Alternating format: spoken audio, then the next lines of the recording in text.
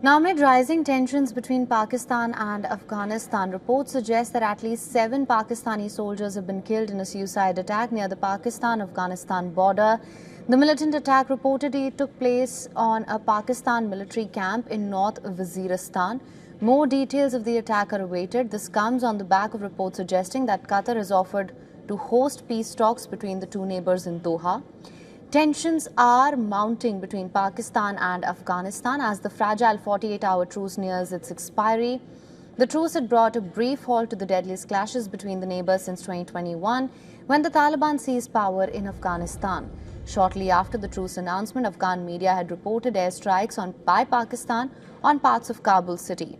According to Afghan media, a number of civilians were killed and wounded in Pakistani airstrike.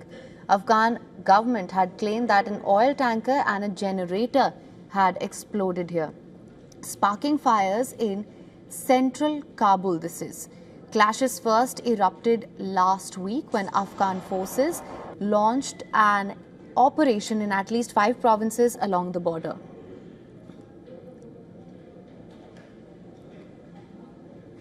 In response to airstrikes conducted by the Pakistani army on Kabul, the Taliban government has launched an offensive along parts of its southern border in retaliation, and that they warned that they would cross into Durand lines separating the two countries. The renewed tensions with Afghanistan comes at a time when Pakistan is facing a multi-front war against external enemies, insurgent proxies and internal unrest.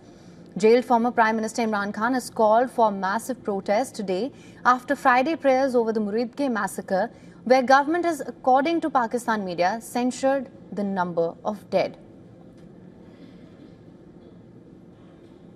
All right.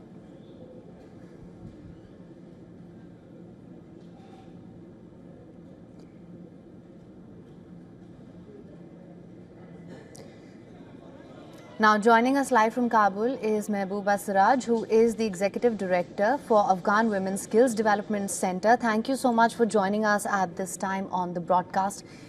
What is your take on what's happening at the moment between Pakistan and Afghanistan?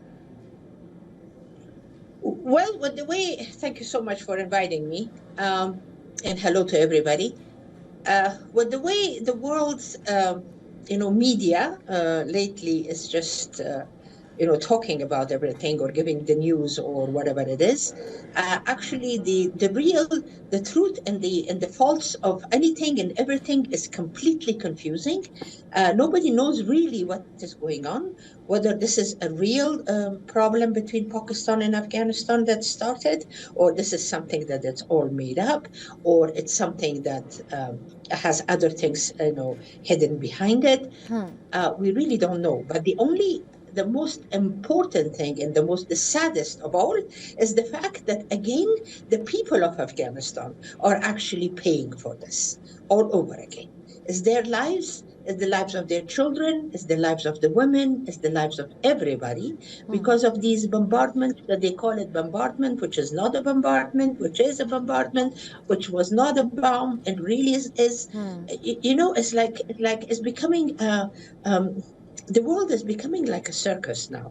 Now everybody is just doing but the weirdest, strangest things, and the lives are being taken, and the actual reason for it or what is really going on is not known. So what I really want, and I hope that it happens, is that this whole thing, whatever it is, it will get solved between the two countries. We are a sovereign nation, so is Pakistan. Pakistan does, or nobody has the right to come to Afghanistan and try to force their way in and show force and say whatever they feel like it. This is not what it is. I thought we were living in a free world now with people of conscience, and we have to be aware of this. This is Afghanistan, for God's sake. This is a country that belongs to the Afghan people. I don't know. I don't know why it should be like this, that everybody thinks that they can come to Afghanistan and do whatever they want, drop a bomb or fly or whatever they're doing. It's not right. It's not correct. It shouldn't be. And they should sit down and talk about it to solve these problems, these misunderstandings, whatever it is. Because lives are being taken. This is what I'm concerned mostly about.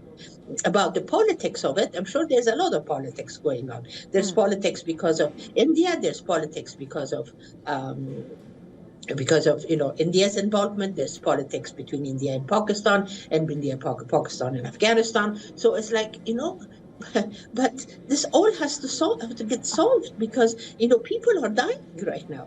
And it's not right. And right now, in a few hours, in an hour or two, the ceasefire is going to be, it will be the end of ceasefire.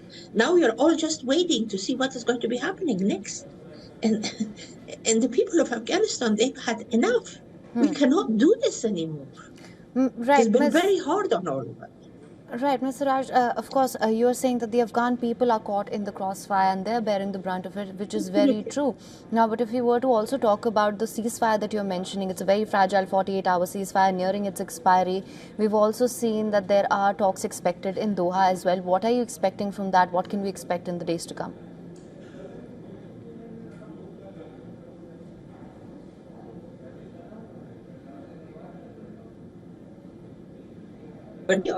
Each other, these two countries, Pakistan is going to respect it or not. So I don't know what is going to be happening. And we're just sitting and looking at the whole thing, and it's like I'm like so amazed at the world. I really am. And the other day I was saying again, thank God I'm getting old, and I'm not going to be hopefully a long time on this earth. This world is becoming a very strange place, very strange. All right, Mr. Raj, thank you so much for joining us. It's such a difficult time, and thank you so much for your perspective on this. Here's hoping that cooler minds prevail and there can be a solution to this in the days to come. Thank you so much for joining us on the broadcast. I hope so. Thank you so much. Bye.